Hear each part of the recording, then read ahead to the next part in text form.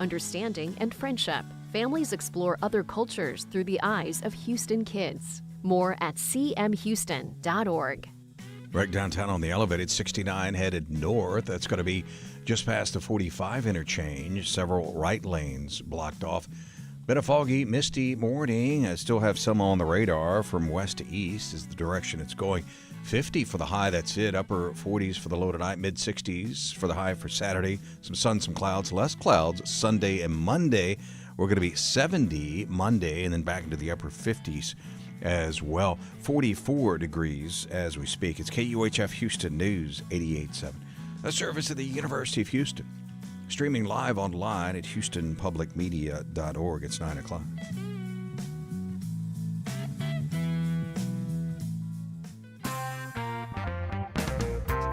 The Supreme Court clears the way for the new Texas congressional maps, and the city of Houston takes another step to address long-standing trash pickup delays. I'm Craig Cohen. Today on Houston Matters, the latest on those and other stories affecting Houstonians. Houston Matters with Craig Cohen is a production of Houston Public Media with support from Baylor College of Medicine. Also this hour, why some Houstonians pay for the opportunity to scuba dive into the Gulf to kill invasive lionfish. Also, behind the scenes of Stages Houston's unique take on the holiday classic It's a Wonderful Life. Plus, we seek the insights of this week's non-expert panel about intrigues in the news on the good, the bad, and the ugly. Thanks for joining us on News 88.7, and remember to check out our live video feed on Houston Public Media's YouTube channel. We'll start with a news update from NPR and News 88.7. Stay with us. Live from NPR News in Washington, I'm Corva Coleman. Several top lawmakers from both parties got new details yesterday about a U.S. military strike on an alleged drug boat in the Caribbean last September. There are questions about a second strike on the boat that killed survivors of the first attack. Several Republican lawmakers say they support the Trump administration's effort to stop drug trafficking, although no evidence has been released to show who the people are. Connecticut Democratic Congressman Jim Himes saw the video of the military strike. He says these are suspects and potential criminals. Killing people who we have traditionally arrested and interdicted is both stupid, because if you kill them, you can't interview them to find out who their bosses are, what the transshipment points are, what the routes are. These are criminals. They are not terrorists. Terrorists have a political and a strategic objective. Narco traffickers, as hideous as they are simply trying to sell a product to Americans. He spoke to NPR's Morning Edition. The congressional gerrymandering fight for next year's midterm elections is over for Texas. The U.S. Supreme Court is allowing the state to use its recently redrawn map that could help Republicans keep control of the House of Representatives. But as NPR's Hansi Lo Wang reports, the redistricting fight continues in other states. In California, a federal court is set to hold a hearing this month on whether to block a congressional map that could help Democrats pick up 5 more U.S. House seats. California voters approved that map to counter the new Texas map that President Trump pushed for to help Republicans win 5 additional House seats. Missouri's Republican-friendly map is facing lawsuits and a referendum effort. New maps may be coming in Florida, Indiana, New York, and Virginia, and another wave of congressional gerrymandering may be on its way depending on what and when the Supreme Court decides in a Louisiana case. During a rare second round of oral arguments for that case in October, the court's conservative majority appeared inclined to weaken the Voting Rights Act's long-standing protections against racial discrimination in redistricting. Hansi Lo Wang, NPR News. Stocks opened higher this morning amid news of a blockbuster entertainment deal.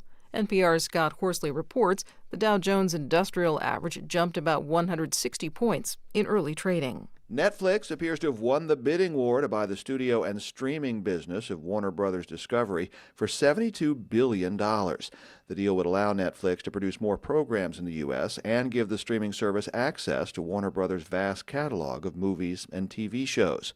The deal does not include Warner Discovery's cable networks, such as CNN and TBS. Netflix beat out rival bidders Comcast and Paramount. Cloud computing provider Cloudflare says it's resolved a problem with its firewall that was disrupting global traffic on sites like Zoom and LinkedIn. It's the second major outage for the company in 3 weeks. Scott Horsley, NPR News, Washington. On Wall Street, the Dow is now up more than 170 points. This is NPR. Support for NPR comes from NPR stations. Other contributors include Capital One, offering their premium travel card, Venture X. What's in your wallet? Terms apply. Details at CapitalOne.com. And listeners like you who donate to this NPR station. Live from News 88.7 in Houston, I'm Matt Harab. The Supreme Court, as you just heard on NPR, has ruled to ensure that Texas will be using the 2025 redistricting map for its midterm congressional elections. However, it does not guarantee Republican control of the House next year, as President Trump sought by pressing for Texas to redistrict in the first place. Our Andrew Schneider explains why. Texas' move to redistrict its congressional map mid-decade set off a nationwide arms race to redistrict by both parties. Travis Crum is a law professor at Washington University in St. Louis. The signal that gets sent with this case is going to reverberate in the legal challenges to California, future legal challenges to other mid-decade redistricting maps that are being filed across the country. In addition to California, Democrats in Virginia and Maryland are considering mid-decade redistricting to counter Texas. Republican states that have followed Texas' lead include Missouri and North Carolina. I'm Andrew Schneider in Houston. In a statement, Houston area State Representative Jean Wu, who led fellow Democrats during their walkout from a special legislative session over redistricting this summer, said he was, quote, angry about the legal defeat. Meanwhile, Texas Attorney General Ken Paxton, who appealed a lower court ruling blocking the map, said the Supreme Court decision is a, quote, massive win for Texas. Houston police are searching for two suspects after a 40-year-old man was found shot to death inside of a taco truck late last night. Authorities say the man had been closing up for the evening when he was shot multiple times. This happened between Airline Drive and the North Freeway. Authorities say this happened just before midnight. There's little information about what led up to the attack.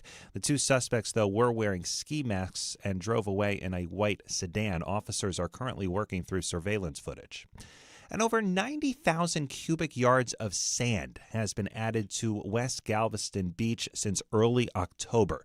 This is part of a project to combat erosion and protect the Texas coast from tropical storm and hurricane damage. When it's all said and done, beach-quality sand will be added to nearly 2 miles of the west end of the island. The Texas General Land Office says it hopes to have all the added sand placed by January. I'm Matt Harab, News 88.7. This is Houston Matters. I'm Craig Cohen. Good morning. Thanks for joining us on News 88.7 and on Houston Public Media's YouTube channel.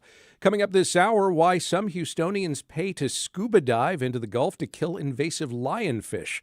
We learn more about Stages Houston's production of It's a Wonderful Life. It's a little different. Plus, this week's The Good, the Bad, and the Ugly. But first, as we've been reporting, the U.S. Supreme Court Thursday cleared the way for Texas to use a new congressional map approved in a recent special session. The newly drawn lines benefit Republicans who hope to win 5 additional U.S. House seats in next year's midterms. The decision in an unsigned order was 6-3, with the court's 6 conservative justices allowing the maps to be used and 3 liberal justices dissenting. It's not a final decision. The ruling merely pauses a 3-judge panel's ruling that blocked the recently redrawn map, and still at issue for after next year's election is whether the district lines drawn represent racial gerrymandering. Lawmakers are allowed to draw lines for partisan advantage, but not along racial lines. The new map combines a pair of districts Black Democrats represented into one, while creating another district from Houston's east side into Liberty County, which would appear to benefit Republicans.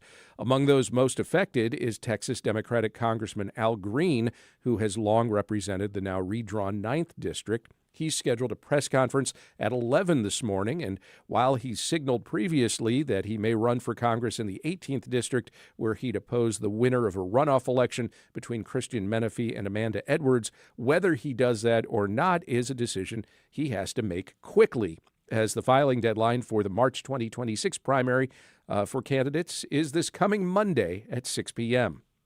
Texas Attorney General Ken Paxton called the High Court's decision Thursday and the new maps it approves for next year's election a massive win for Texas.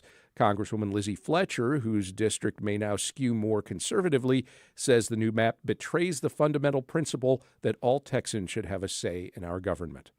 You can read much more about Thursday's High Court decision right now at HoustonPublicMedia.org, and we'll have more analysis of it throughout the day here on News 88.7. The city of Houston is contracting outside help to address longstanding and ongoing trash pickup delays. It's a problem, City Council member Joaquin Martinez notes, dates all the way back to the aftermath of Hurricane Harvey in 2017. Houston Public Media reporter Michael Adkison is here with more. Michael, good morning. Hey, good morning, Craig. Why has the city struggled for so long to cover trash pickup? It's a great question. It's one of those things that, as we've said before and in our reporting, it's not an issue until you notice it's an issue. And then when you notice it, it's a big issue. You know, nobody wants trash that's on their doorstep for days or weeks at a time. There are several factors that have kind of gone into this. One is just the obvious factor that Houston is prone to natural disasters like hurricanes and the derecho last year that puts a pressure on our trash services and really inhibits the ability to collect waste, and it also accumulates a lot more waste when that happens. So those have kind of exacerbated the system, but there's also a question of manpower and whether or not the city is funding and investing enough into the waste management department. We've obtained records that show that since the reduction of staffing, the voluntary retirements that we've heard the city of Houston is undergoing, the solid waste management department has lost about 10% of its staffing, which is about on par with what Mayor John Whitmire wanted to see out of the city government in order to save money and have a budget surplus that we can get out of debt. But when you do reduce staffing like that, it does lead to problems in terms of literal manpower able to obtain and collect the trash. And there have been some steps to address that. Houston spent about $12 million on 31 new trash trucks this year. I guess you still need drivers to drive those trucks. $2 million more now going into hiring these private contractors to help with the backlog. Is this latest effort, is this a short-term fix, or is this a sign that Houston might be better able to handle trash collection across the city going forward long-term? When it comes to the contracting, that's going to be a little bit more short-term. These are just outside employees who have been contracted to help with that. This was a group that had previously worked with the city before in the wake of those disasters like the derecho as well as Hurricane Beryl, both last year. But the new trash trucks, that's a little bit more long-term. The idea is to build up a department that's going to last for years in order to, benefit the city of Houston and able to collect trash services, not only just for the next month, but make sure that we can sustain that and do it for years, hopefully. But as far as what the long-term growth is going to look like, that's a little bit more difficult to say because Houston is growing. We've seen such rapid growth in the last several years. And we've heard firsthand from some waste management employees who say that that's going to be difficult to keep up with if we're not able to invest more money and more manpower into the department to keep up with the growth that the city is seeing. You've reported that residents are divided over long-term solutions to this. Along what lines? So, there's the obvious employee building morale as well as if we keep saying the manpower. Those are some of the key issues. But really the biggest discussion is over whether or not the city should implement a solid waste fee. So that's going to be a rate that every homeowner would pay like their sewage or water bills for their trash to be picked up. The city of Houston doesn't have one of those right now. And we're really the only major city in Texas that doesn't. Other cities, it ranges anywhere from, it fluctuates throughout the year, but it ranges anywhere from $20 to $60 a month that you would pay to go towards the city to have them help pick up trash services. Usually it averages somewhere in the $30 a month ballpark. But Houston, as we mentioned, is really the only major city that doesn't have one. But we've heard firsthand from some taxpayers that they are a little bit disinterested in having to pay extra for their trash pickup. Houston Public Media's Michael Adkison. Thank you very much. Thank you. And joining us now is Luke Metzger from Environment Texas. Luke, good morning. Good morning, Craig. Good to see you. Good to see you. You just hosted a community webinar on Houston's trash and recycling issues. What to you are the main takeaways for city leaders to take into account as they try to solve this issue long term? Well, we know that the solid waste department has made some improvements this year, as Michael and you discussed earlier. But Councilmember Martinez on the webinar yesterday said that it's estimated that the department needs probably more than $125 million to do a proper overhaul to make sure that we're achieving the pickup frequency, consistency that Houstonians demand, as well as other goals, including reducing the amount of waste that we generate and increasing recycling. And so there's probably more efficiencies that we could squeeze out of the department, but probably not that much more. And that's why additional revenue is probably necessary to help Houston meet its solid waste goals. As Michael noted, Houston is unique among major Texas cities, not having a trash fee, a garbage collection fee. Austin charges $27.65 a month. Dallas charges $37.81 a month. There are some others in between.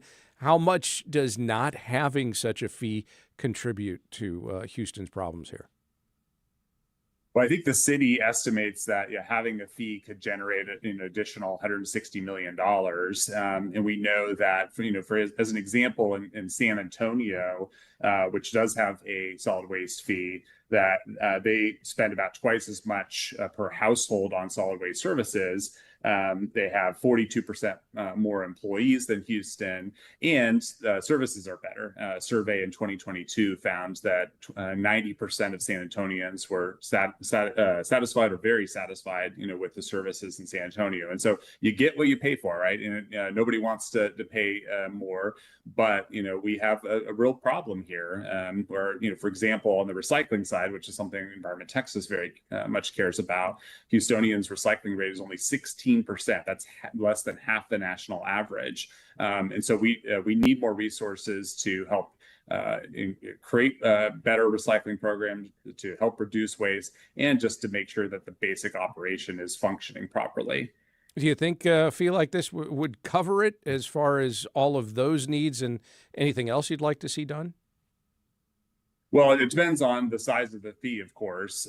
We'd like it to be structured as what's called a pay-as-you-throw fee, where the less you throw away and the more you recycle, the lower the fee. And it's been found that that kind of structure can reduce waste by over 28%. And so it creates an incentive for people to be more resource conscious, to recycle more, and then make sure that those that waste the most do actually pay a little bit more. And so I think that structure could help generate the revenue that Houston badly needs, and help us reduce our waste. Are other cities doing this pay-as-you-throw concept?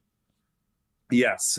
So certainly San Antonio has it. Austin has it. Many major cities around the United States have it. San Antonio only adopted it, I think, around 2017 or so. So we're seeing increasing uptake. But in San Antonio's case, when they adopted it, one thing that they found, they offered curbside composting as well, and they saw a huge uptick in the number of people who started composting as a result. Just having that clear fiscal incentive can work wonders in terms of people's behaviors. Some have argued Houston should privatize trash collection completely. What do you think about that?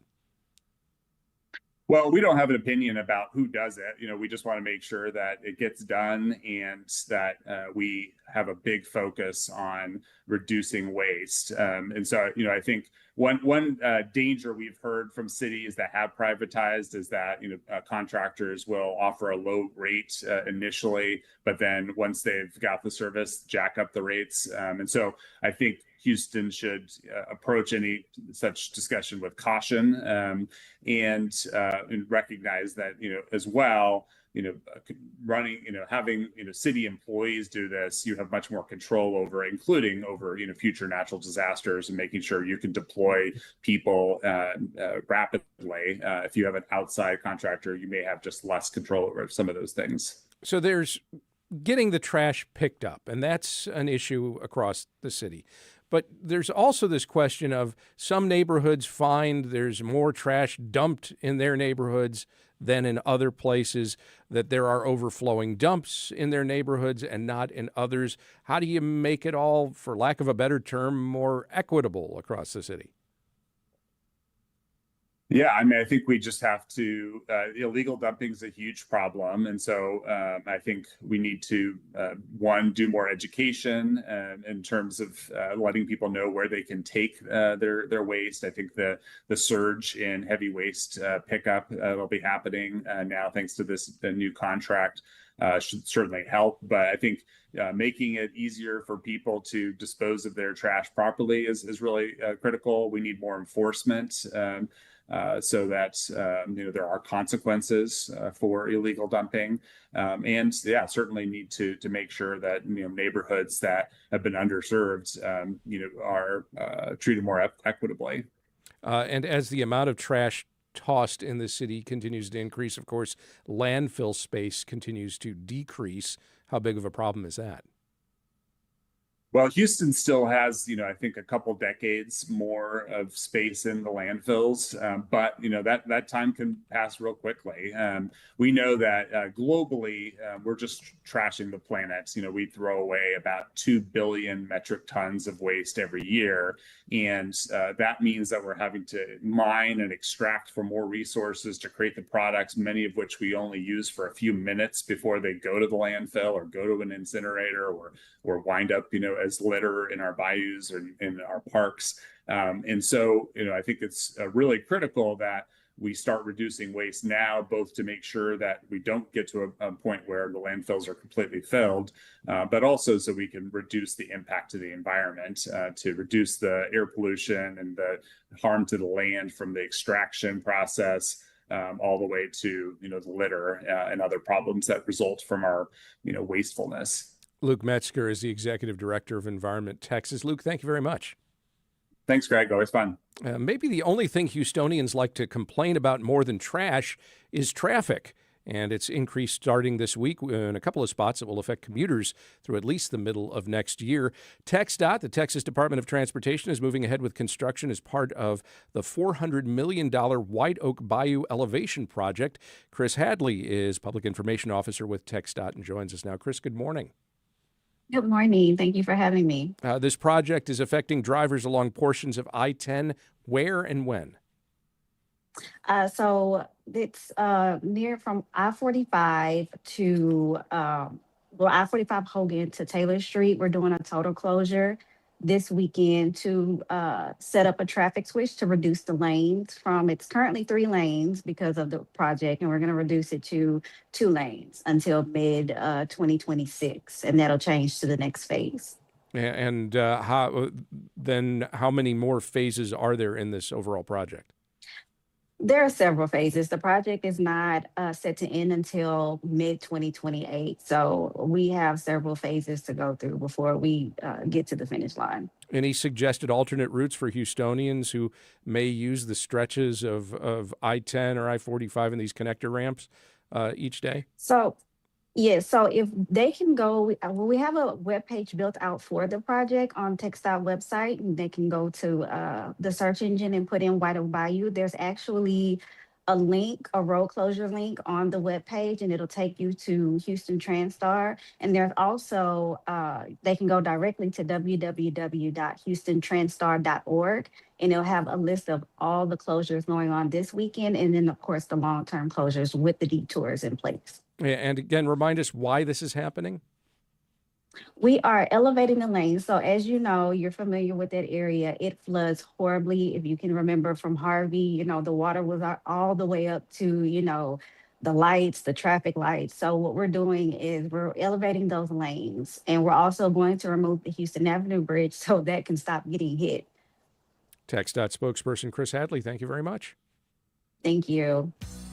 And up next, why some Houstonians are paying for the privilege to kill invasive fish in the Gulf.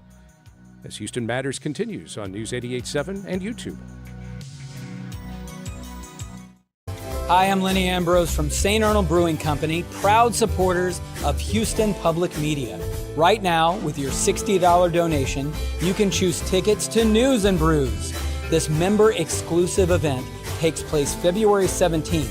Enjoy a pint, connect with fellow NPR fans, and meet the Houston Public Media Newsroom in person. Select News and Brews tickets when you donate at houstonpublicmedia.org/donate. Tobias Jesso Jr. on his new album Shine, Saturday on Weekend Edition from NPR News. It's tomorrow morning at 7. Support for Houston Public Media comes from listeners like you and from Houston Chamber Choir, with a mission to support professional choral music during this holiday season. More information on our year-end initiatives at houstonchamberchoir.org. And from Baylor College of Medicine, 125 years of innovation behind it. Baylor has driven progress in health and medicine through research, education, and care that push the frontiers of modern science. This is Houston Matters. I'm Craig Cohen. We tend to think of certain environmental projects as peaceful, gentle, protective pursuits. Take the Flower Garden Banks National Marine Sanctuary. It's a federally protected area 100 miles off the coast, filled with coral-covered seamounts. We've talked about it on the show before, and there's a lot of work to put in to protect the coral and other sea life surrounding it. Well, not all of its protection exactly. See, it's also an ecosystem that's being overrun by a predator, lionfish. And these days, Houstonians are among those paying to scuba dive into the Gulf to go into the Flower Garden Banks and hunt them. Among those who did that recently and wrote about it is Texas Monthly senior writer Josh Alvarez. He joins us now. Josh, good morning. Good morning. What exactly is a lionfish? A lionfish is it's a fish that originates from Asia, Southeast Asia, and the waters around India, Thailand, and Indonesia. It goes as far up north as Japan. They're pretty distinctive. I'm sure many of our listeners have at least seen a photo of one. It has like it's zebra striped, orange and white stripes, and then has this incredible mane of sort of venomous spines that protrude from its dorsal fins, but also pectoral fins. So they're really magnificent to look at. And when in their native habitat, they're actually a treat to see. They can sometimes be a little elusive, amidst all that color. But in the Gulf, they are a menace, and they do not belong there. And so they're a real serious threat to the environment, not only in the Flower Garden Banks, but even in the Caribbean. How did they end up here and becoming so invasive? Well, like so many ills in our society, it came from Florida, and it's it came out of an aquarium dump, almost certainly. We can't actually really know. There's a sort of among divers a favorite rumor that they came out of Hurricane Andrew. That when Andrew hit Florida, that flooded the coast, and somebody's aquarium got flooded and it dumped into the Gulf. Almost certainly that wasn't the case because the first sighting was well before Hurricane Andrew. It came from Florida and then spread west. And it's not until the 2000s that Texans started seeing the lionfish pop up, but now they're everywhere. It's really not hard to find them. What was it like scuba diving into the sanctuary? What did you see there? Well, it's a real treat. So I went diving with an outfit called the Lionfish Invitational. It's a nonprofit based in Houston. It organizes expeditions every year, 3 to 4 of them, where they pair up about 20 citizen divers like myself, and then with 10 scientists, coming from Texas Parks and Wildlife, the NOAA, and other academic institutions that are conducting research, mostly geared towards learning more about lionfish habits and also just their numbers. We actually have no idea the scale of their population, much less the damage that they're doing. We do know they are causing damage, but we don't know exactly to what extent. There is some troubling data, though, emerging from different reefs. We see a reduction in biodiversity of up to 80% once a lionfish is introduced to a particular habitat.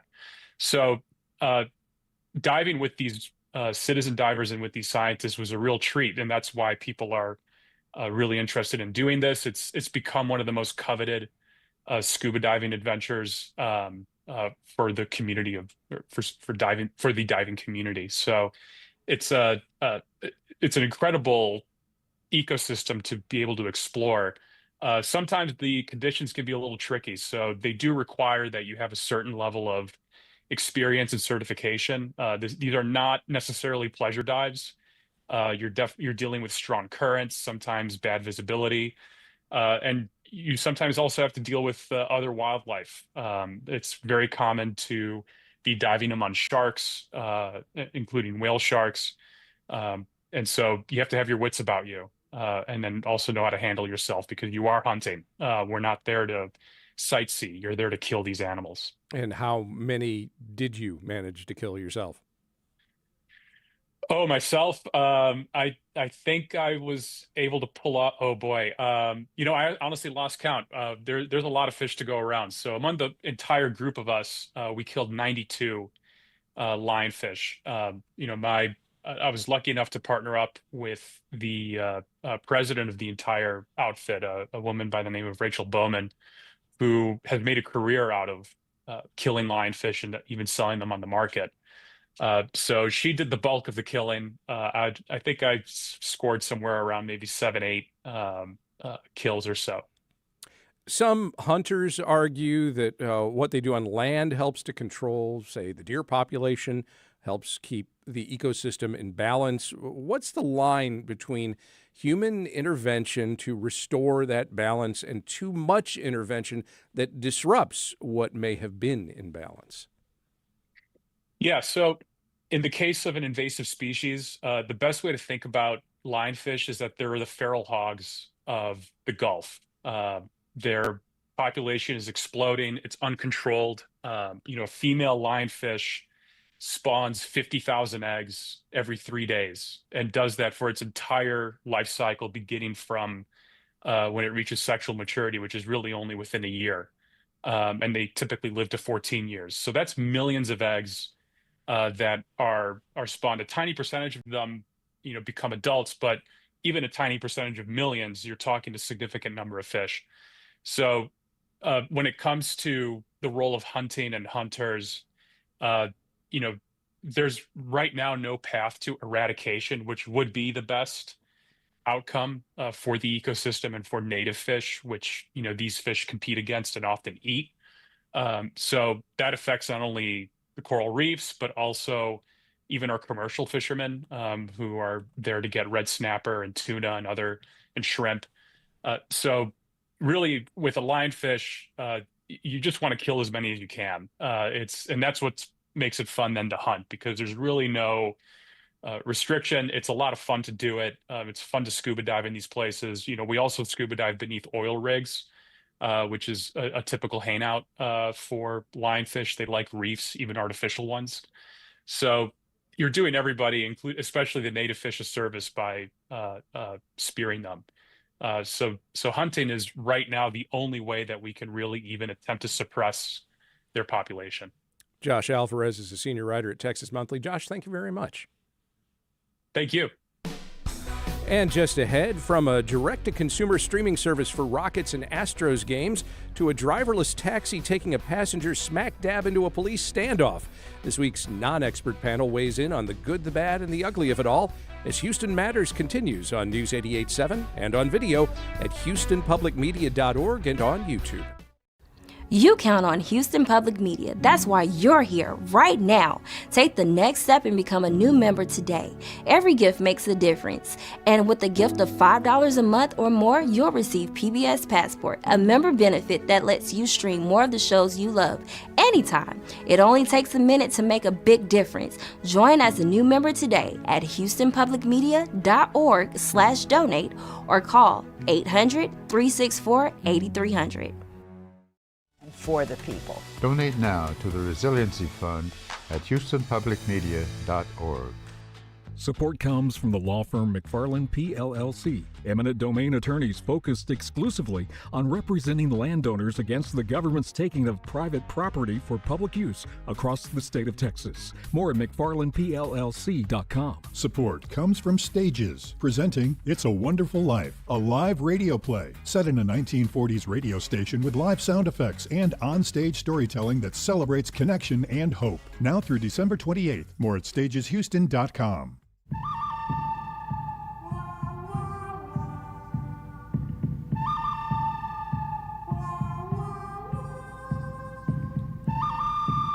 A lot can happen in a week. Some of it good, some of it bad, some of it downright ugly.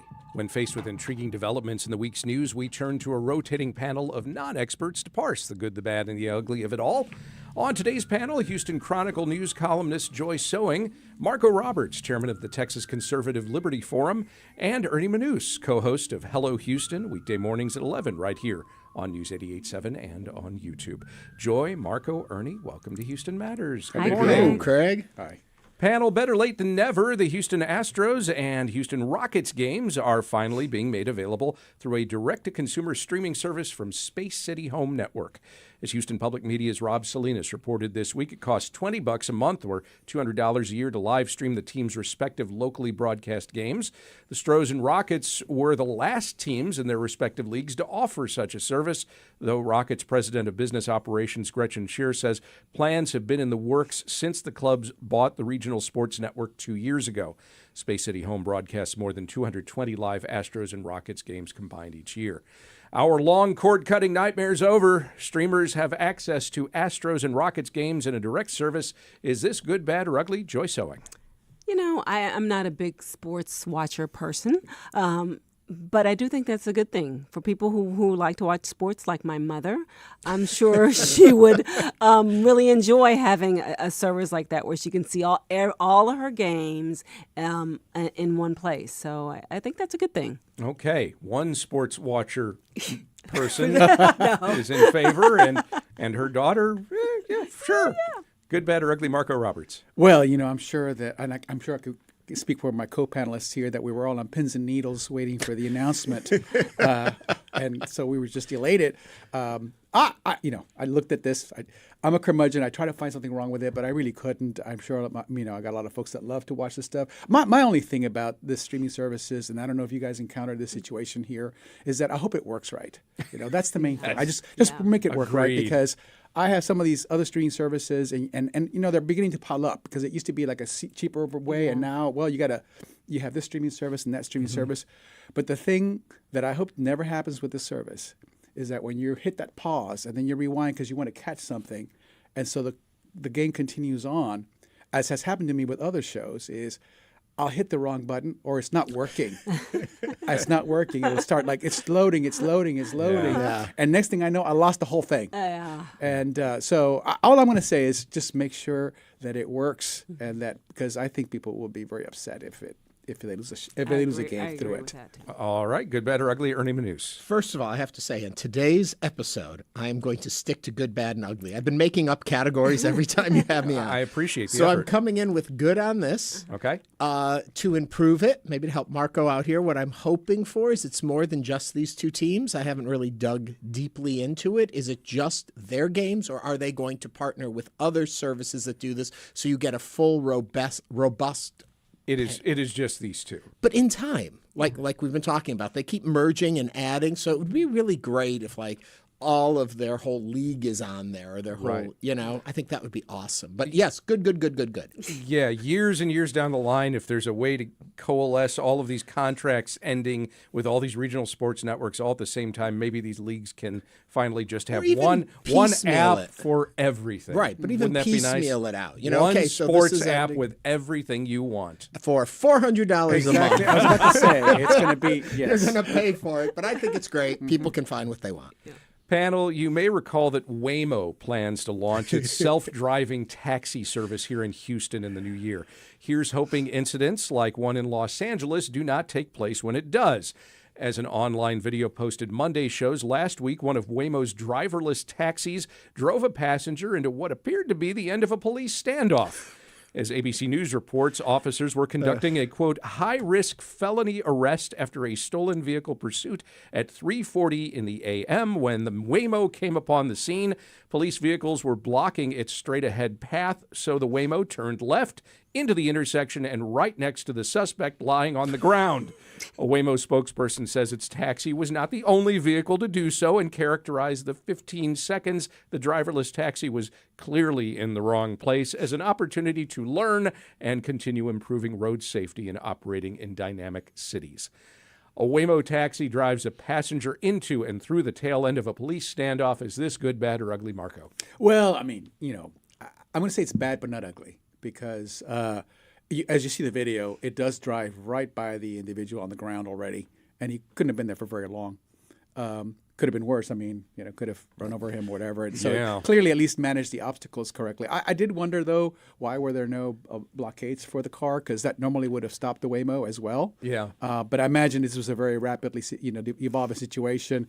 So you see the cops responding and reacting. Of course, the Waymo doesn't really care what the cops are saying. All overall, I'm still impressed with the technology. If you think about these cars and what they're able to do, it brings into mind all the amount of decisions your brain is making just to be able to drive a car correctly. Although, as we all know, we still have a lot of drivers, normal human drivers, who still haven't figured out how to drive yet. Yeah. But at least this Waymo was doing a decent job given the situation. All right, good, bad, or ugly. Ernie. Ugly.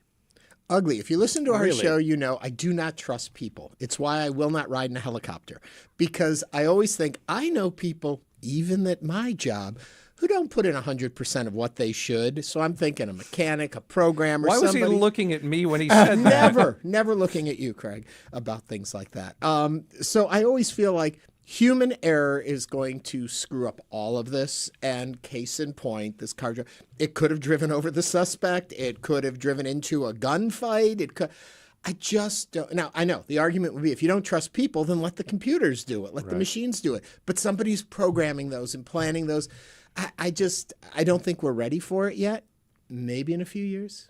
But I think it's ugly. I don't want to see him here. When I look at a car, I want to see the disgruntled driver in the driver's seat. I don't want to see no one in the driver's seat. That's all I'm saying. Okay, good, bad, or ugly. Joy. I am with you. Thank you. Okay, ugly. Really? I am. I don't even trust regular drivers, let alone a car that doesn't have one. Thank you. And again, these are people programming these cars, and we've seen, I've seen enough sci-fi movies to know that when something will, be discombobulated in the programming, and you end up with driving through a police standoff. So, yeah, I'm not for it at all, and I don't want to ride in one. Yeah. Panel, let's look southeastward now to Miami, Florida, site of one of the most bizarre scenes at one of the wealthiest art fairs in the world. Yes, at Art Basel, a project from an artist named Beeple called Regular Animals warns how we, humanity, are not ready for the future. What does this project display to prove the point? Why, robot quadrupeds, basically robot dogs, traveling up and down the floor bearing the very realistic faces of Elon Musk, Andy Warhol, Mark Zuckerberg, Jeff Bezos, and Pablo Picasso. They nearly collide with one another, sometimes stare off into space, and once in a while, printed artwork emanates from their dog-like behinds, while screens on their backs flash the words, poop mode. As CNN reported this week, Beeple, a.k.a. Mike Winkleman, passed the pooped-out artwork to folks passing by who seemed amused, perplexed, and ultimately entertained by the display. But Winkleman's serious. He argues in the future these will be regular animals. Tech billionaires and famous artists are among the figures reimagined as robotic art-pooping dogs at Beeple's exhibit at Art Basel in Miami. Is this good, bad, or ugly? Ernie. I'm in my extreme mode today, so it's good now. I go to either end. This one is great. It's art. It's looking at how the world, understanding the world we live in today. These robot dog, human-faced things have cameras on them, and they're looking at the world as these tech and artists look at the world around us every day and how they see it and what they're doing, and it makes you stop and think and reflect, and I'm all for it. And it is one of the creepiest things you'll ever see. I'll give you that. It's a really odd looking, but that's good. Let's be shaken up a little bit at what we're looking at and how we understand the world around us. I'm all in favor of it. All right, good, bad, or ugly. Joy. I think I'm going to have to create a category for this because I'm not sure if it's good and I'm not sure if it's bad. It's not ugly. It's just weird. Okay. And it's something like I would have be part of a bad nightmare. Yeah, I agree with you on the art thing. As long as it remains as art and not become part of our mainstream, like we have, human head dogs running around. When we have enough dogs, we need to take care of. So that's how I feel. The artist is making the case that this is in our future. We should be ready for it. Okay. I don't know. Good, bad, or ugly, Marco? Well, I thought it was hideous, so I'm going to go with ugly. I looked at these things, and yes, of course, you can't deny the creativity that goes into this, but sometimes you can be creative and still create something pretty hideous. Yeah. The prediction also is a little bit unsettling as well, as you're saying. I do think it's what he's talking about, the future, and I think he's right. I do think this is our future. Hopefully, it'll be more attractive than that, but No, I think one of the things we've seen in the last few years is the remarkable change in how much we have deferred to machines our daily decision making in ways we used to not do that. Whether it's in finishing an email, sometimes you wonder if people exchanging emails are even communicating with each other. It's just the email system prompts finishing it for you. So it is our future. It looks a little ugly. I just hope we can preserve some level of humanity. So at least I'll give him credit for that, because he did preserve the human faces. So at least there's something human there. But I did not think it was pretty. I'd prefer they don't have the human faces. Yeah, That's what exactly. creeps Like, me can you actually see people having these kind of human head dogs? As Well, no, I think that's just an artistic commentary, but I'm sure in the end we are going to have mechanical dogs for sure. I don't know. I could see people wanting their loved ones with them in perpetuity. Stop. It could happen. Already, people have these AI boyfriends and girlfriends, and some people have more than that. So I'm telling you, Too early for the more than that. I'm telling you, it's happening. Yeah. Wow. Joy Sewing is a news columnist with the Houston Chronicle. Marco Roberts is chairman of the Texas Conservative Liberty Forum. Ernie Manouse co-hosts Hello Houston weekdays from 11 to 1 here on News 88.7 at HoustonPublicMedia.org and on Houston Public Media's YouTube channel. Thank you all very much. Thanks, Greg.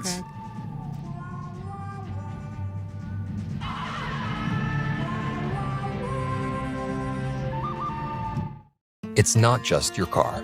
It's the one that brought your kids home from school, took you cross-country, held memories, laughter, even a few breakdowns. When it's time to let go, give your car a new purpose.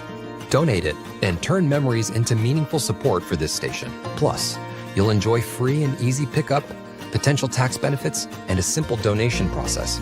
Your gift supports the programs you and your family love. Donate today and help keep public media strong. Call or donate online.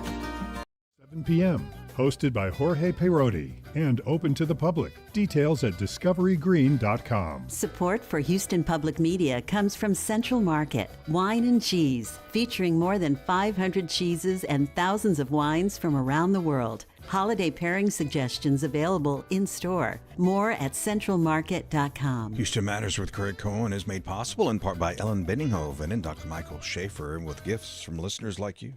There are certain traditions every holiday season. Things you do, places you go, movies you watch. In my case, that's Die Hard. To many others, the holidays mean it's time to watch Jimmy Stewart in Frank Capra's 1946 classic, It's a Wonderful Life. Get me back! Get me back! I don't care what happens to me! Get me back to my wife and kids! Help me, Clarence, please! Please! I want to live again! I want to live again! Very moving. Jimmy Stewart on the bridge near the end of It's a Wonderful Life. A local theater company is offering a slightly different take on the classic film this holiday season. Stages Houston is presenting It's a Wonderful Life as a radio play with actors portraying, well, actors from the 1940s who are bringing the story to life inside the studio of a radio station. Houston Matters producer Michael Haggerty checked out a recent rehearsal. We'll first hear the cast and then instruction from the show's director, Derek Charles Livingston. It's a miracle! It's a miracle! Oh, come in, Uncle Billy! Everybody!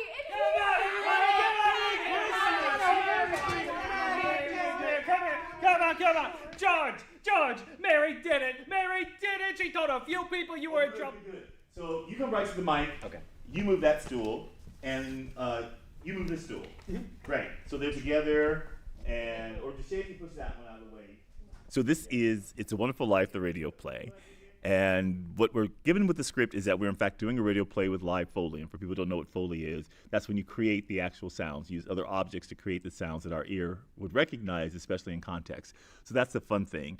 But because it is a radio play, I am making sure that there's a lot of action so that it entertains the audience's ears as well as their eyes.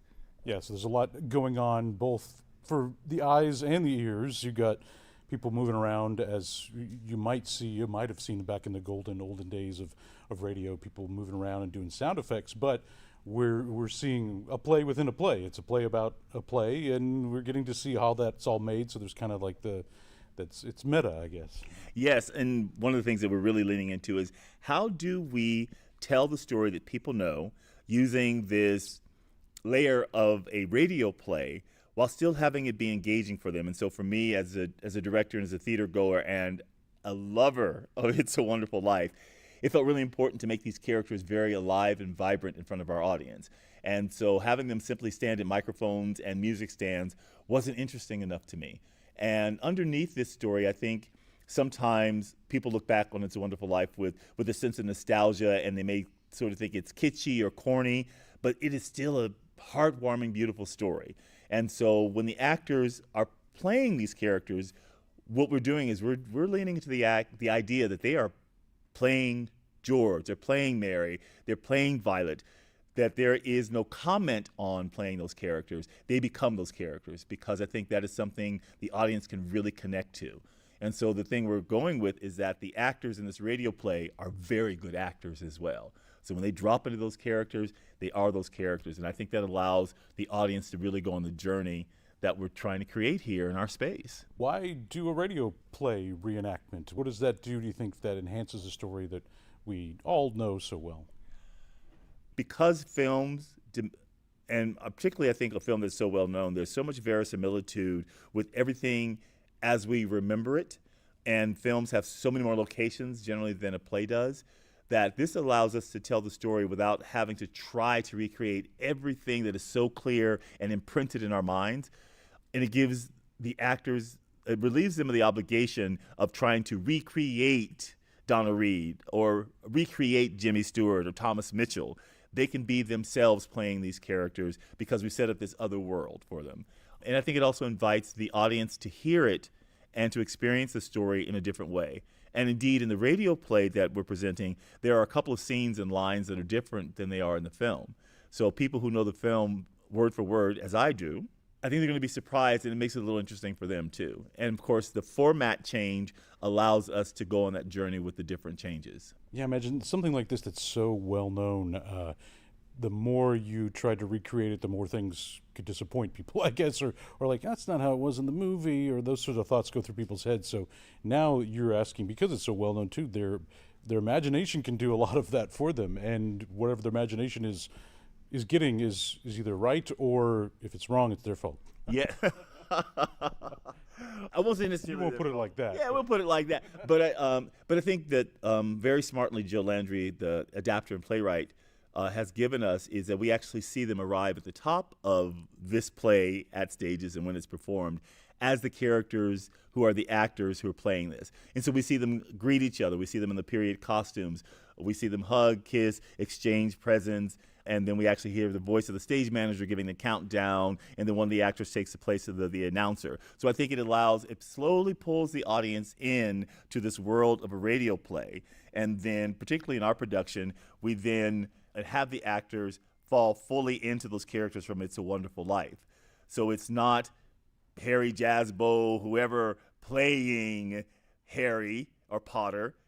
It is Potter in that moment.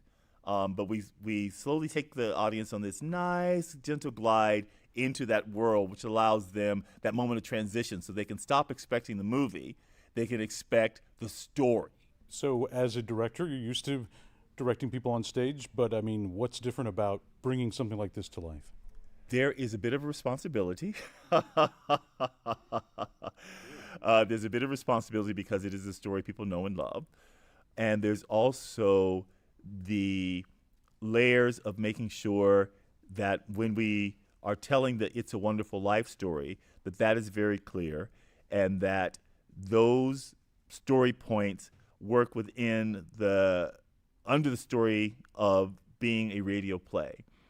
And also as a director, there's a responsibility to making sure that the switches between scenes are very clear, and that because the conceit is it's a radio play, is also making sure that the Foley pieces and moments live fully and contribute to the experience of storytelling, not only for the ear, but for the eye. So it's a good thing I'm a genius. It helps a little bit. So, but there are all those responsibilities as a director in doing this sort of thing.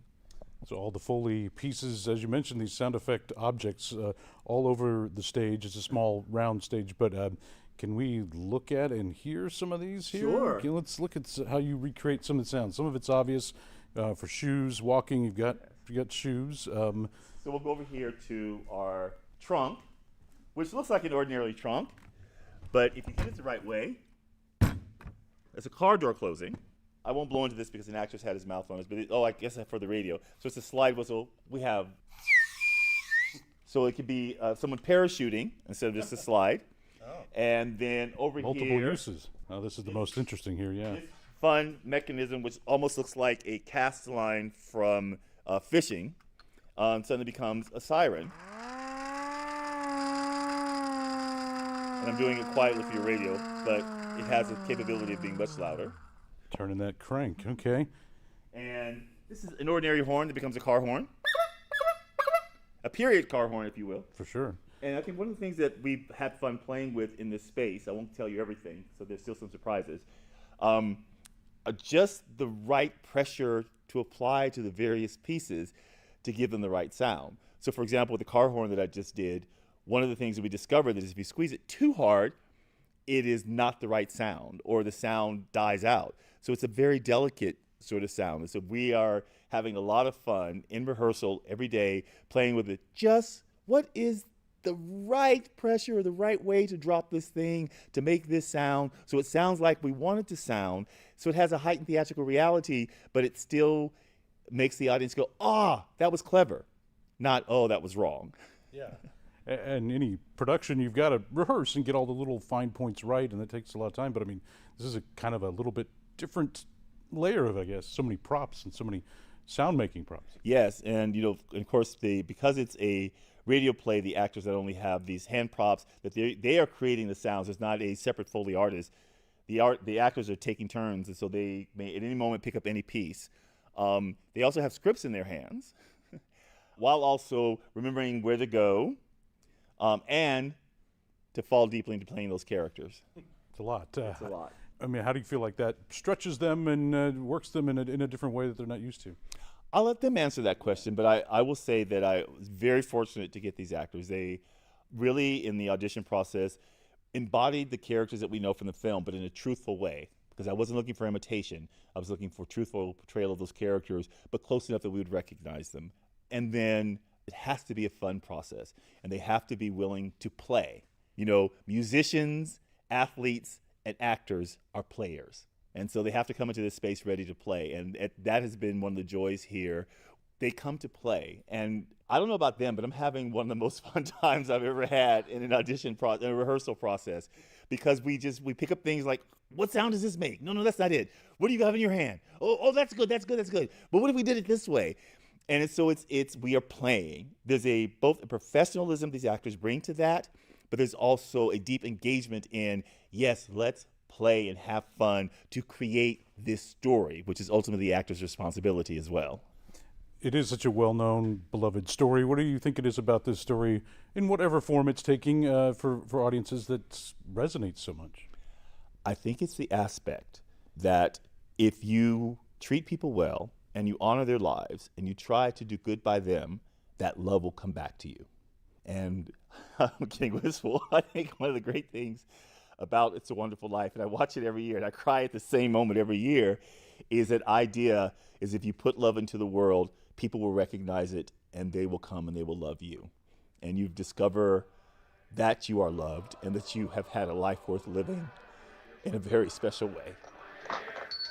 Look, Daddy, teacher says every time a bell rings, an angel gets his wings. That's right. That's right. Attaboy, Clarence. Jimmy Stewart there in the closing scene from Frank Capra's film It's a Wonderful Life. You can catch Stages Houston's adaptation in which the actors play actors presenting a radio play version of the story on stage through December 28th.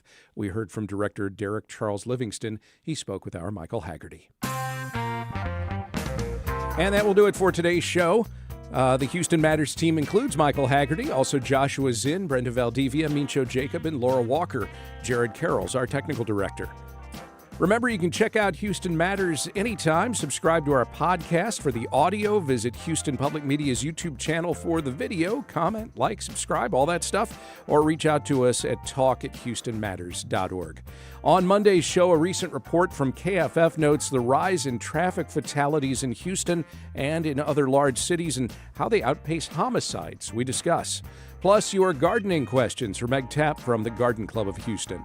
I'm Craig Cohen. Have a great weekend. Then join us Monday for those and other Houston Matters.